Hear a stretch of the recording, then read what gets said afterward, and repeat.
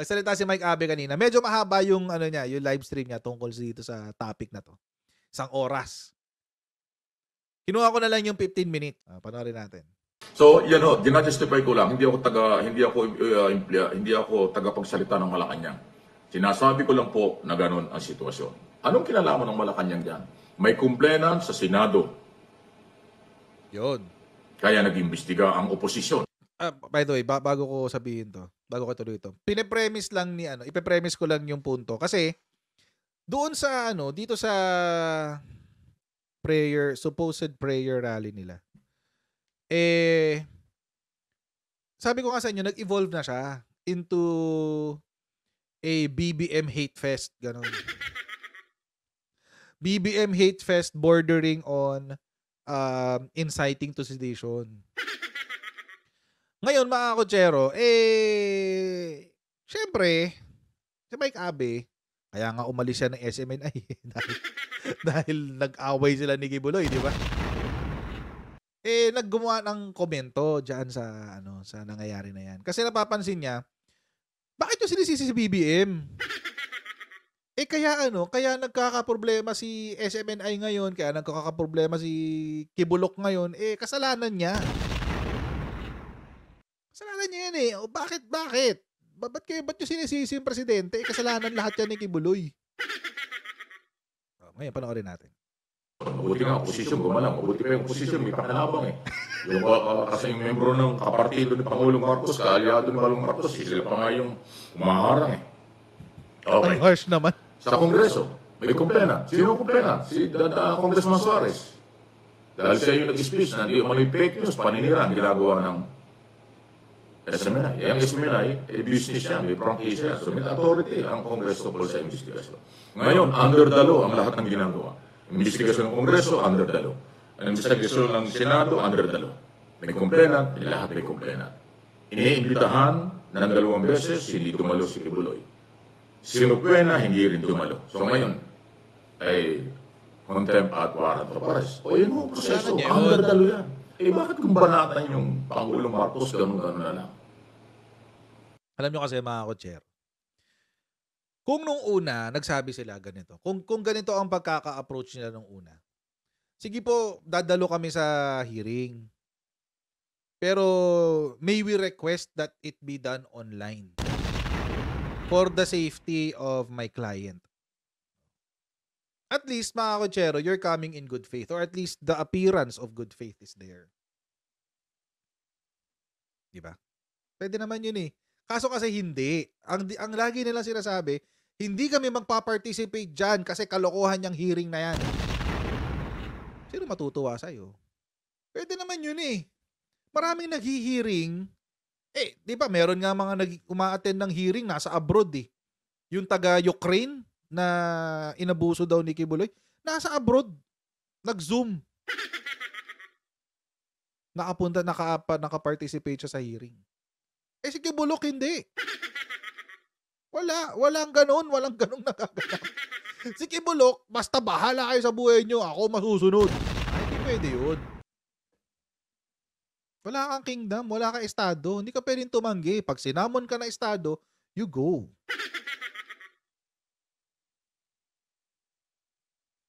Pwede siyang pumunta, naka-video. Ayaw pa rin niya. Wala nga naman Pilipinas ang mag-a-adjust sa kanya. Pinalalayas ang Pangulo, adik daw ang Pangulo, wala na daw silang tiwala. Yung mga member ni Kibuloy, kung mapapansin niyo yung social media nila, hindi nagpo-forward sa akin, sabi niya, wala na kaming respeto sa iyo. Hindi ka na namin kinikilalang Pangulo. Mag-resign ka na. Umalis ka na dyan. Walang pakinabang ang Pilipinas sa iyo. Yan ang mga banat niya, di ba? Sino kayo? Sino kayo para magsabi sa Pangulo mag-resign? Hindi naman kayong bumoto sa Pangulo. Ano bang kalaki ang inyong mga butante? Kilala ko kayo. Wala pa nga 1 milyon na butante nyo. Baka nga sa buong kabuuan, wala kayong 1 milyon eh. Ay naku, magkabukuhan tayo. Magkabukuhan tayo. Ako din, di ako naniniwala nasa milyon ng KJC eh, KOJC. Hindi ako naniniwala. At most siguro mga 500. Swerte na sila nun. Swerte na yun. Hindi ako naniniwala eh. Sige, asarin niyo ako. Marami akong alam sa inyo. Patay! Ay! Ha? Maliit lang kayo, hindi kayo malaking grupo. Pambira, pinagbubugalan niyo yung mga tao eh. Okay, ganito yan. Galit na galit si Kibuloy at yung kanyang mga followers, at yung mga vlogger na followers nila sa gobyerno. Ha? Galit na galit, pinagre-resign, wala na daw talagang tiwala. Mag-resign ka na, wala kaming tiwala sa gobyerno. Ha? Hindi ka na namin kinikilalang Pangulo. Pero ito, tingnan niyo ito, ano ito? Wait. Kung hindi, ano ngayon, kung di nyo kinikilala ng Pangulo, kayo ba yung buong composition ng 31.5 million? Hindi lang naman kayo yun eh. Maliit na parte lang kayo ng 31.5 million. Eh paano yung iba? Disregard nyo kami? Kala nyo sa inyong umiikot ang mundo? Mana kayo sa ano nyo pastor nyo Piling nyo anak kayo ng Diyos. Tingnan ninyo ito ginawa ng, sino gumawa ito? Sila ito eh. Ayan dali papakita ko lang. Ayan dali dali Ano ba ito? Ayaw makita. Dali Nasaan ba yan? Ito yung mga abogado niya. Si Atty. Rolex Suplico. Ayan Ayaw makita eh. Ayan Ayan si Atty. Suplico yan. Atty. Suplico yan Kita nyo? Ayan Yan, dalawa. Yan, dalawang mukha. Sino ba yan? Mga abogado. Si Tolentino at saka Suplico. Saan ba sila doon? Yung background, Malacanang Yung pong gate na yan, Malacanang yan. Ayan Ay, oo, Malacanang yan. Ano ba? Nakita nyo? Yan Malacanang yan. Bakit sila nasa Malacanang? Sabi ko nga yun. Yan Ano yung bakit nandoon? Umaapila sila sa presidente. Nagmamakaawa na sila sa Pangulo. Nahingi sila ng tulong sa Pangulo na ibalik na daw ang SMNI. O nakita nyo? Wala yung mga member ni Kibuloy at si Kibuloy wala nang tiwala sa gobyerno. Pinagre-resign ng Pangulo. Tapos sa kanyang mga abogado umaapila sa Malacanang, Mr. President, tulungan nyo kami. Payagan na po niyong ibalik ang SMNI.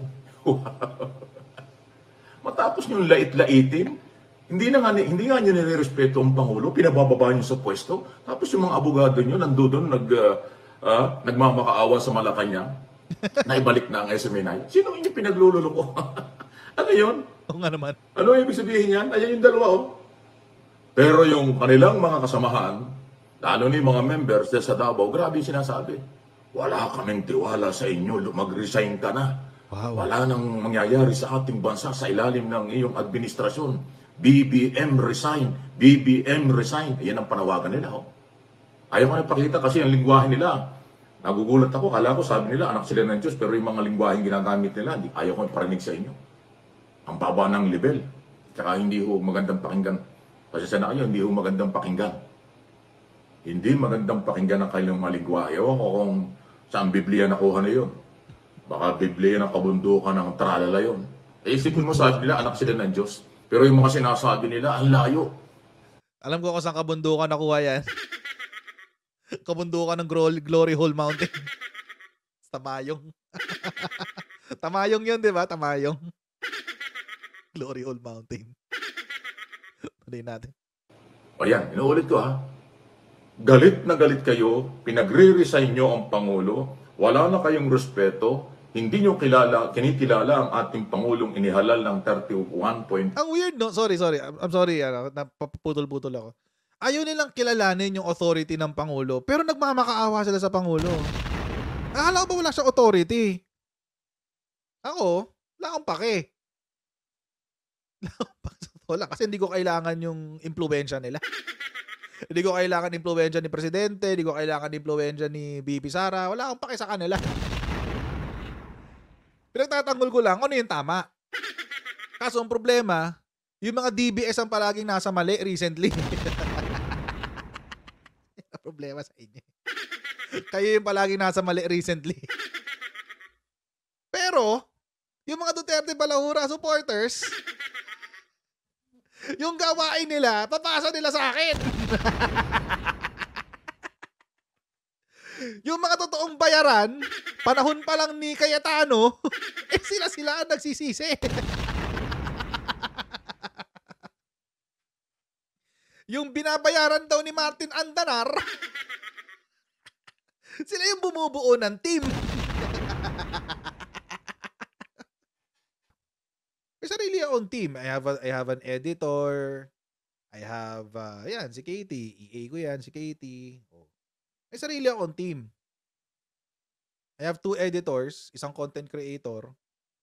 Tapos, yan ang team ko. Tsaka yung team ng misis ko sa negosyo niya.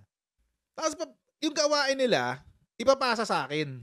Ipapasa sa mga pro-admin. Gawain nila yun eh. Panahon pa lang ni Digong, bayaran na ng Cayetano yung mga yun eh. May nagbabayad sa akin 2, si Facebook tsaka si YouTube. Yun lang. Masama na nga loob ko kay Facebook eh. 5 million Pilipino. Tapos ngayon, lumapit kayo. Yung 2 abogado nyo may daldalang papeles, sumulat sa presidente, nahingi ng tulong. Ano yun? Ba't hindi kayo nag-uusap? Attorney Tolentino, Attorney Suplico, kaibigan ko pa naman ito si Suplico. Ito si Suplico, kaya napunta sa SMNA dahil sa akin, ako nagpakilala dyan eh. Pero okay lang, walang problema. At least may trabaho siya ngayon. Abogado. Oy, O, Andres, diba? wait, bago ko tuloy Oy, wag ganyan Wag ganyan, bawal yan. Lalo kapag vowsy yan. Lalo kapag karelasyon mo, Andresi, wag mong sasaktan. Vowsy yan. Could detain agad yan pag kinulong, pag ka, reklamo ka. Anyway, tuloy natin. Aber, kung ang presidente bastos na katulad nyo, baka sabihin nyo, akala ko ba wala na kayong respeto sa akin? Akala ko ba hindi nyo kinakilala ang presidente? Bakit lumapit kayo sa akin ngayon? O, pwede siyang gano'n. Although ang Pangulo, professional, hindi gagawin ni Pangulong Marcos yun. Ay si Pangulong Marcos, napaka-professional ng management, napaka-professional ng galaw. Buti nga siya tahimik lang, no? Si presidente. Ang kakaibang presidente, halimbawa kay Digong, banat kayo ng banat kay Digong, tapos lalapit kayo kay Digong, kay Duterte na, Mr. President, tulungan mo kami, baka ipakain sa inyong dokumento. Ganun yun eh. O, di ba? O, kaya na sinasabi natin. Kayo, disorganized kayo. Yan ha? Yan ang aking assessment at opinion. Kaya nga Mike Abby opinion eh. Ang aking opinion, disorganized. Hindi organisado ang galawan ng taga-suporta, member, mismong si Kibuloy, mga abogado nyo, lahat-lahat kayo. Panik Hindi kasi, organized inyong galaw. papanik kasi Panay ang batikos ninyo sa Pangulo, yung pala yung kanyang abogado yung humihingi ng tulong. Paano kayo tutulungan? Alam niyo yung tulong na hinihingi nila? Ibalik daw yung programa, yung 2 programa sinuspindi ng, ito pa yung nakakatawa. Kaya sila napunta ng Malacanang. Yung mga apela sa presidente, ibalik daw yung programa ni Digong at saka ni yung isang programa sinuspindi ng MTRCB. LCAB. Dahil sabi ni Rolex Suplico, Atty. Suplico, sabi ni Rolex, hindi namin alam kung sinong complainant eh. Ako Rolex, reviewin mo nga yung power and authority, responsibility and accountability ng MTRCB. Moto Ang proprio yan. MTRCB, kahit walang complainant, pwede silang magsuspindi. Moto proprio yan. Kahit Kahit board na walang pwede. complainant, pwede silang mag-imbestiga. Kasi yun ang power nila. Meron silang board of director. Meron silang obligasyon under the law i-monitor ang lahat ng programa sa telebisyon 24/7 nationwide kung kinakailangan. Totoo yan. Kung hindi nila na-monitor, pwedeng may complainant galing sa probinsya o galing sa kung ibang lugar. Pwede. Tumatanggap sila ng complainant na magre-reklamo na mali yung programa, hindi maganda sa pakinig at ipakita sa publiko yung program. Ayan, may complainant na gano'n, pwede. Pero kahit walang complainant, tapos, ano tawag dito? Na-monitor ng mga board of director at mismong MTRCP yung programa na hindi maganda, sila mismo. Pwede na mag-imbestiga kahit walang complainant. Totoo yun, totoo yun. Baka Totoo yun. Naalala niyo yung nangyari kay Vice Ganda? Ganun yun. Motu proprio yun. Although, syempre, sinasabi ng MTRCB, we have received reports, etc., etc. Well, meron kasi silang reporting system eh. Hindi ko na lang kukwento masyado in detail. Pero meron silang reporting system. And it's very, very effective. Tapos yung sa LCAB, ganun din. Ganun din. May nagmo-monitor. And yung board members mismo. So, halimbawa, merong nag-viral na video. Halimbawa lang, may nag-viral. Tapos, ginawa yon sa isang pelikula o sa isang commercial ng isang pelikula o ginawa siya sa isang sa trailer o sa kahit poster nga kasama sa MTRCB yun Kahit poster. Basta umabot sa mga mata ng board of directors, sila mismo pwede mag-initiate. Ganun katindi ang MTRCB. Kaya kaya actually, nakakatakot ang MTRCB kung nasa media ka. Nakalimutan ni Rolex Suplico, attorney, kaibigan pa naman kita. Baka nakalimutan mo yung authority ng MTRCB. Kinukos niyo sa Malacanang, yun ang basihan nila Kaya sila mga sa Malacanang kasi hindi doon nila alam kung sinong complainant. Parang gusto nilang palabasin. Alam nila Gusto yun. naman itong MTRCB, wala namang complainant, ba't kami sinuspindi? Alam nila yun. Kaya attorney, sinasabi ko nga, kahit wala complainant, merong authority ang MTRCB dahil yun ang trabaho nila. Imbestigahan kapag nakita nila mismo yung programa ay hindi maganda. Ay nakita nila, may mga video Anyway, so ayan po. Yan ang sinasabi natin. Problema ni Kibuloy, walang kinalaman si PBBM. Bakit sinisisi at binabanatan pa? Ito, tungkol ho sa controversial na ito yung pinakamatindi dyan. Grabe. Warrant of arrest or extradition treaty. Alam niyo yung extradition treaty? Yung extradition treaty, walang magagawa dyan si Pangulong Marcos. Hindi niya kayang harangan yan. Kasi yung extradition, treaty nga Kasunduan yan. Between Philippine government at US government. At yung treaty ng Amerika, marami yan sa buong mundo, hindi lang sa Pilipinas. Ano ba ang purpose ng extradition treaty? Para po sa inyong kaalaman. Na ipaliwanag na dati, papaliwanag natin. Ang isa sa mga dahilan ng extradition treaty at nakipagsundo ang Pilipinas, halimbawa, mayroong Pilipino na nagkasala dito, may mga batas dito nilabag, nagpunta ng Amerika, nagtago ng Amerika, akala niya safe siya, hindi. Yung American government, American authorities, gagawa ng paraan, hanapin yung taong yun.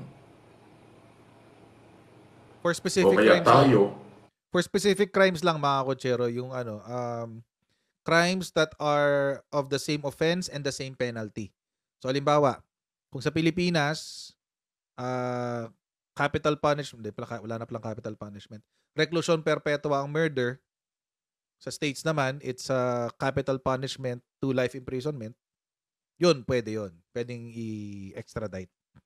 So lang, yung mga same crimes and same penalties. magpapail ng hingi ng tulong sa Amerika para mahuli yon at ito na over sa atin. Ganon din ang Amerika. Pag may mga American citizen, wanted, may mga problema sa batas sa kailang bansa, tapos nalaman nila nandito sa Pilipinas.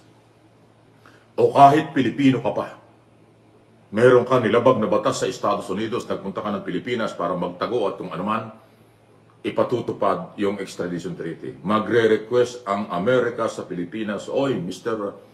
Philippines, meron kayong kababayan o meron kaming hinahanap na meron paglabag sa batas dito sa amin. Kailangan namin yan. So, gagawa ngayon ng paraan. Magpipetisyon, then sasagutin yung petisyon. May proseso yan.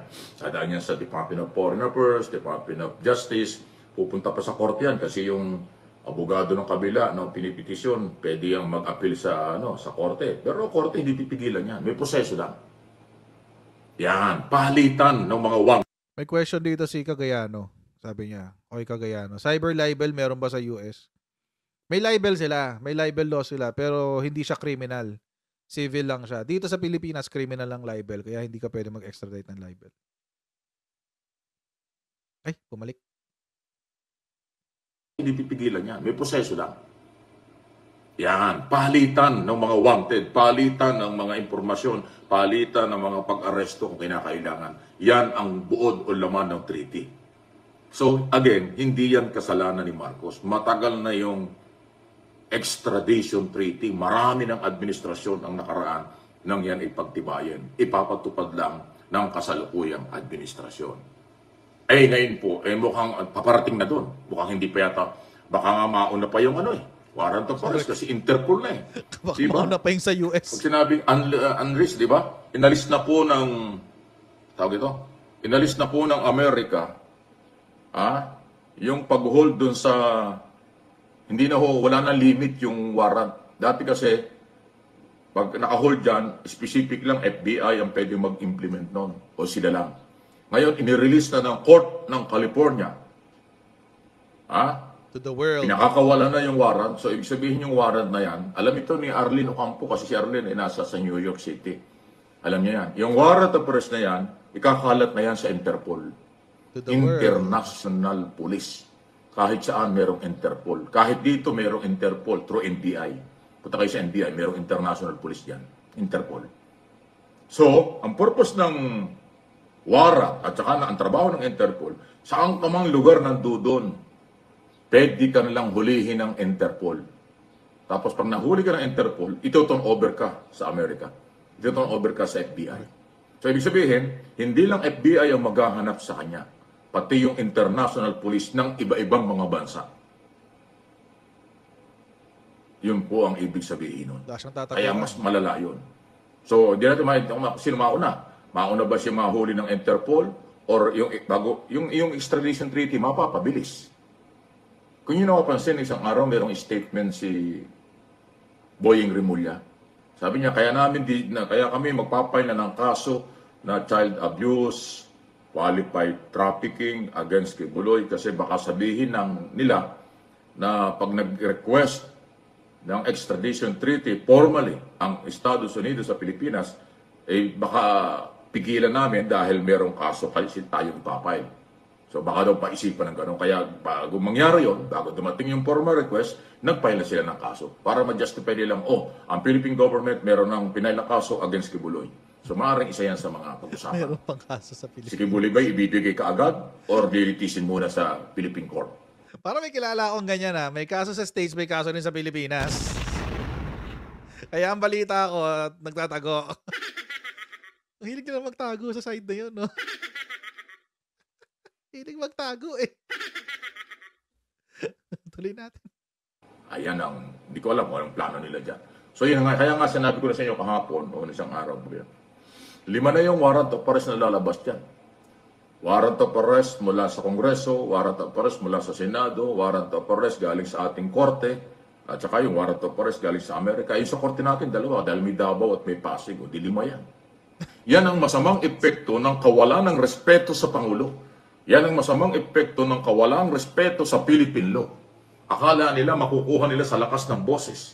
Akala nila makukuha sa lakas nila kung mayroon na silang lakas. O kahit mag-rally ka na 1 taon dyan sa Liwasang Bonifacio. Lalo na ngayon, hinaluan na nilang politika. Delikado yan. Correct. Yung rally sa Liwasang Bonifacio nila ngayon, hindi na about SMNI at sa saka truth lang, sa truth. Delikado ang na yung topic nila doon, politika na, pagpapabagsak na ng gobyerno. Correct. Sa truth lang. Sinisira na nila ang gobyerno. Delikado na yan. O ngayon, tapos, yun nga, banat ng banat kayo sa gobyerno, tapos yung palabad ng huli, lalapit pa rin kayo sa gobyerno. May karapatan kayo lumapit, pero paano naman? Dinastos nyo, pinagre-resign nyo, wala kayong respeto, pala sa gobyerno pa rin kayo lalapit. Ay, di ba? Yun nga yung sinasabi. Kaya pinakita ko yung mukha ng 2 abogado. Mamakaawa na siya sa Senado, sa Malacanang, tulungan sila, pero yung kailang mga kasamahan, patikos kaliwat kanan. At below the belt ng mga banat. Pakinggan nyo yung mga, ayaw ko nang pahapiyaw, may nag-giri po sa akin, pero hindi ko nang pinakinggan buo Alam nyo mga kotsero, feeling ko nga sinasadya nila yun Feeling ko sinasadya nila na umabot sa punto na it's borderline inciting to sedition. Bakit? They're trying to force the hand of PBBM to act. Ganda sa optics nun, guys. Ganda sa optics nun pag biglang pumasok yung mga pulis.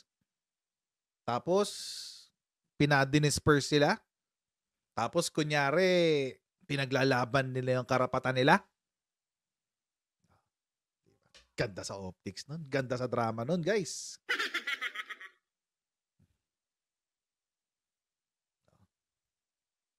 So, I have a feeling na ganun yung gusto nila mangyari. They're really forcing the hand of PBBM to do something. Ang problema nila mga kotsero, hindi sila sinasakyan ng mga Pilipino. Kaya nga nakakatawa pag sinasabi nilang nagagalit na ang mamamayang Pilipino kay PBBM. Mamamayang Pilipino? Baka kayo lang. Bagay lang kasi last I heard, happy naman yung mga nagkakatrabaho, happy naman yung mga nakakakain ng 3 beses sa isang araw, 'di ba? Oh, happy naman yung mga nakakabili pa ng bigas kahit medyo mahal. Oh. Kasi hodang hindi siya nag 20 pesos, okay lang. Eh si Digong nga nangako ng 7 pesos, hindi niya nagawa eh. Oh, okay lang 'yun. May mga pangako talaga na minsan hindi magagawa. Oh, tulad ng pagtatanggal ng korupsyon at saka ng drugs, 3 to 6 months. Oh, okay lang 'yun kahit di natupad. 'Di ba? Carry lang 'yun. Mm. So 'yun. It seems, again, going back to the point na it seems yung strategy nila is really to force the hand of the administration to do something. Ginawa na yan before eh. Ng mga NPA. Sana one of these days ipaglaban nyo na lang kung ano yung totoo kaysa ipaglaban nyo si Gibbs. Pilitin nyo na lang si Gibbs lumabas. Harapin lahat ng akusasyon, humarap sa Senado, humarap sa Korte, at harapin niya lahat yan para malinis na yung pangalan niya. Kesa yung kinukonsente niyo yung pagtatago niya. Diba? Pangit eh. Doon pa lang talo na kayo eh. Pagdating sa kwentuhan, di ba? Talo agad kayo. Pinaglalaban mo, may akusasyon yung nanggagahasa. Parang, pangit agad. Pinaglalaban mo yung nanggagahasa eh. Ang hirap pagtanggol, guys. Kahit allegation lang, di ba? Kahit allegation lang yun. Hirap kaya. So, yun. Anyway. Sana one of these days ma-realize niyo yan na. Maraming salamat sa inyong panonood sa atin ngayong gabi. At huwag niyo pong kalimutan mag-subscribe sa ating Coach Ali YouTube channel. At follow tayo sa ating Facebook profile din dito kung nasaan kayo nanonood ng live stream. And I'll see all of you in our next Coach Jared Live. God bless you next time. Bye!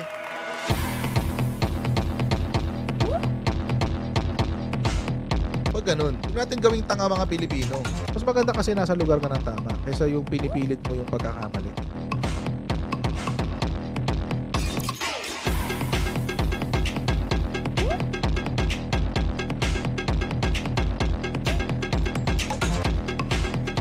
Are they willing to go that far? Hindi makakalimutan ng Pilipino yan hanggat di nasasagot niya. Sino ngayon nagsasabi ng totoo?